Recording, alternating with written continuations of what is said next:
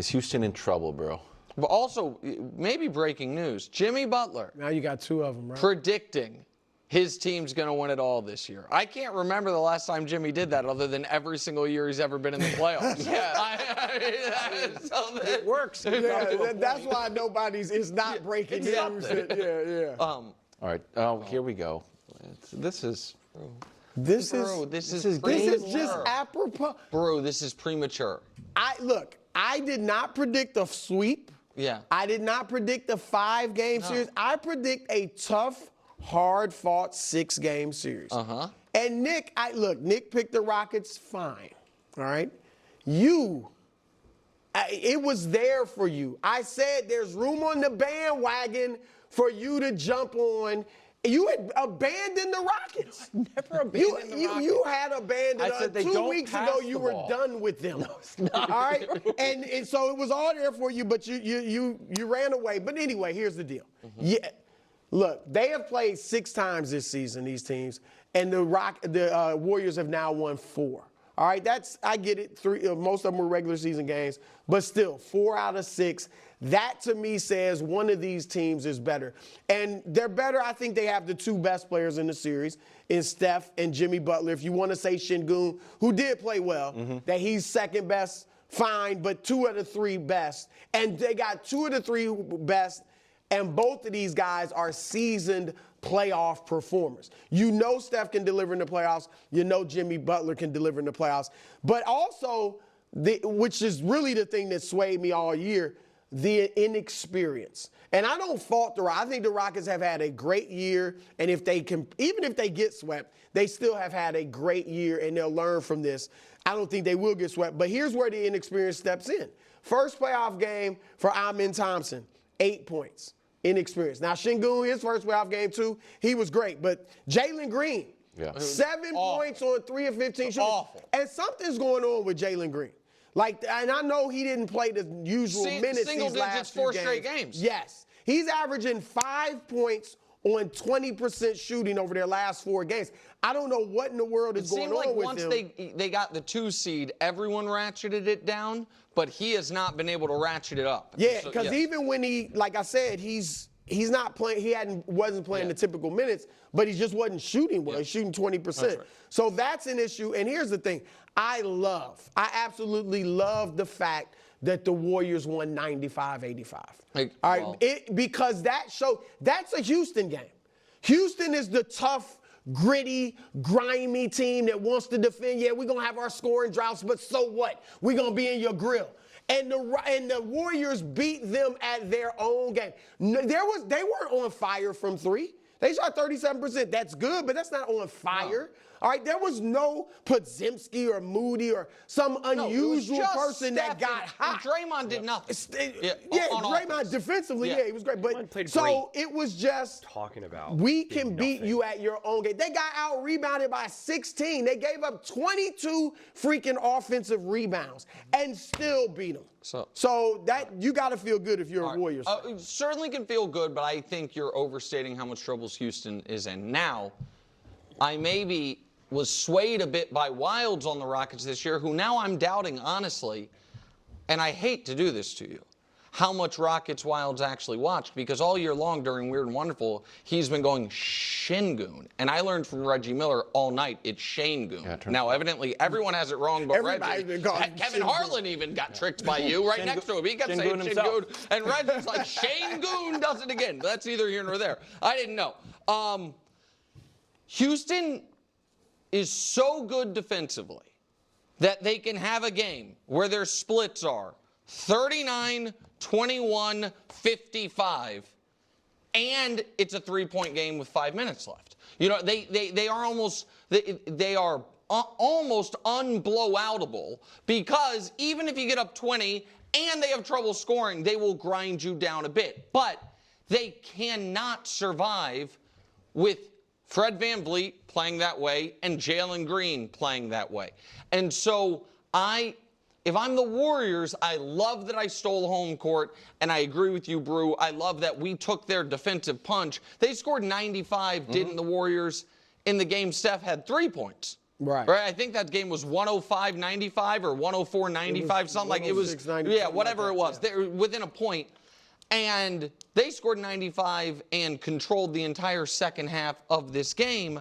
But maybe I predicted Rockets in 7, and I will admit, I watched that game and I said, okay, let's say we get to a game 7.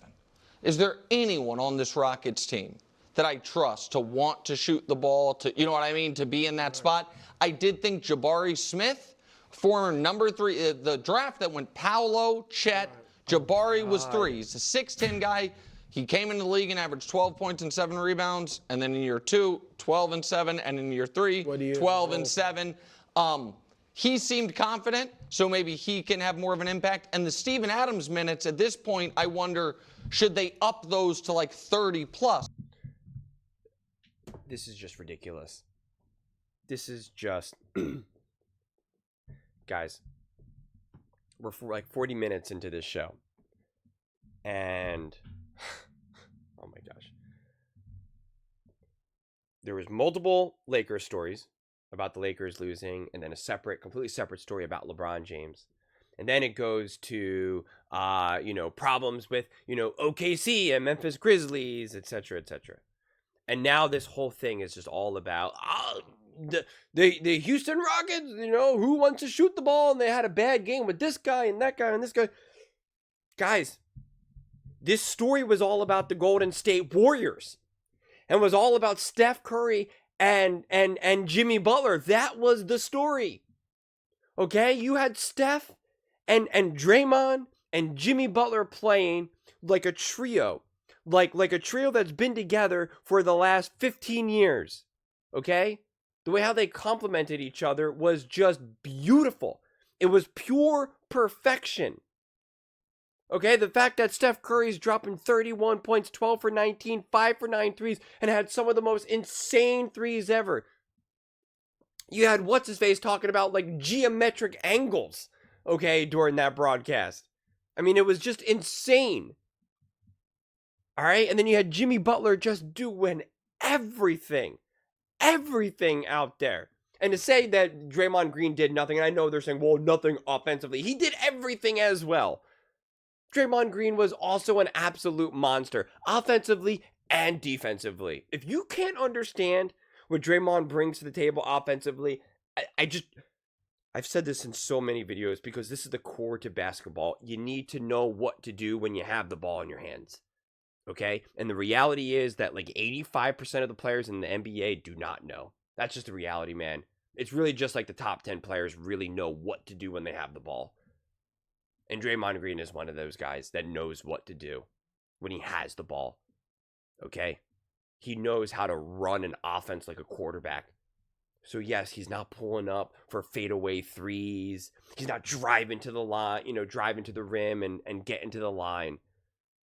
He does the things that don't show up. You actually have to understand basketball. You have to really watch it. You have to play it.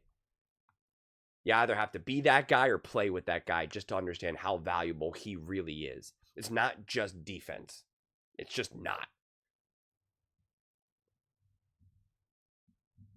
I mean, this was all about the Warriors, not about the Rockets. Say it with me. This was all about the Warriors, not about the Rockets. We talk about the age of LeBron James, and it's so amazing. Do you see how LeBron James ties his shoes at the age of 40? Can you see he double knots his sneakers? Isn't that amazing? You just don't see 40-year-olds double knotting their sneakers, man. Just amazing out there. Steph Curry with like a messed up thumb and a cast balls out in his last 2 games, knocking down insane threes. You don't hear anything. You hear nothing. I mean, Steph Curry was vintage Steph Curry. And what's he, like 37 now? He's in NBA terms, he's an old man. And yet he's absolutely balling. Absolutely balling. And that's not the story. That's not the story. We all know if LeBron had this game where he put up 30, 12 for 19, 5, they'd be throwing a parade. We've never seen someone of his age do this ever, blah, blah, blah, blah, blah. Imagine if LeBron, I mean, I skipped through the one segment because they were talking about, oh, LeBron is having like a hip flexor issue. He's a little banged up. He's this or that. Steph Curry's got a cast on his thumb. Has a cast on his thumb. And no one talks about it. But for Ja Morant, when he wins, Ja braids difficult injury. Oh, heavens to Betsy. He rolled an ankle. So difficult. So difficult. Ja Morant shrugged off a sprained ankle to post 22 points and 9 assists as the Memphis Grizzlies beat the Dallas Mavericks. I mean, there were so many stories about this dude's ankle. At the post-game news conference, Morant underwent an MRI and received a pain-killing injection on Thursday. I feel like this injury was more difficult than others. I'm not trying to downplay his injury by no stretch of the imagination. Truly not. I know it might sound like that, but I'm really not. But with Steph, when he beat the Grizzlies, you see him on the sideline screaming in agony because of his thumb. Reggie Miller talking about that it's like essentially a cast on his thumb. No talk about it. It was just like Warriors survived Memphis Grizzlies. Nothing about Steph's thumb. Nothing about him braving the injury. He balls out in that game. And then he balls out in game 1 against the number 2 seed, the Rockets, going 5 for 9 from 3, 12 for 19, 31 points. Still wearing a brace on his finger. No talk. Why is that? Why is that?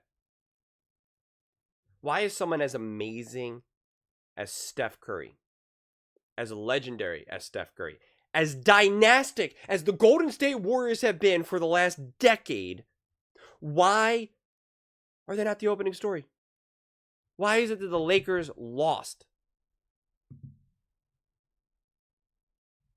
That's what I want to know. Why is it? What do you make of James's performance? Why is it game 1 blowout something or nothing? Why is it when we finally start talking about the Warriors, it's about Houston? And this is all around the NBA. This is not about first things first. This is commentary on like the media as a whole. Like this is not for, I love first things first. This is just par for the course for all of the media. But like why is I don't understand. We're acting like the Golden State Warriors have not been one of the greatest teams in the last like 50 years. Like it just makes me laugh because Nick cried such woof about the Kansas City Chiefs and how they're so disrespected and how Patrick Mahomes is the most disrespected superstar ever and this and that. And then you have the Golden State Warriors and Steph Curry do what they've been doing, and it's like nothing. Like that's insane to me. That's truly insane to me. And I'm sure there'll eventually be a segment about like Steph Curry and this or that. But like, that is the story. We know without a shadow of a doubt, if LeBron James had that box score and won, it would just be, we'd all have to take a collective shower after watching these shows. It'd be like, ugh, I gotta like clean myself off, man. This feels, ugh. I gotta like hose myself down or something. This feels ugh. But with Steph, it's like, yeah, I don't know. Who do you trust on the Rockets to get the job done? Crazy. Those are just my thoughts. I'd absolutely love to hear yours. What do you guys all think about the Golden State Warriors win over the Rockets? Do you think it's more about the Golden State Warriors, Steph Curry, Draymond, Jimmy Butler, or do you think it's more about the Houston Rockets? Let me know in the comments below. I read every single comment. So whether you agree with me or disagree with me, either way, let's get in some discussions. Let's get in some fights. But ultimately, let's just have some fun. And please do consider subscribing. We're building an amazing community here and absolutely love to see you part of it. I want to build something that we all genuinely feel connected to. Something that we're really excited to be part of. I think we're well on our way to doing it. And please don't forget to give this video a thumbs up, as it really does help with the visibility and the algorithm. Thank you so much. See you next time.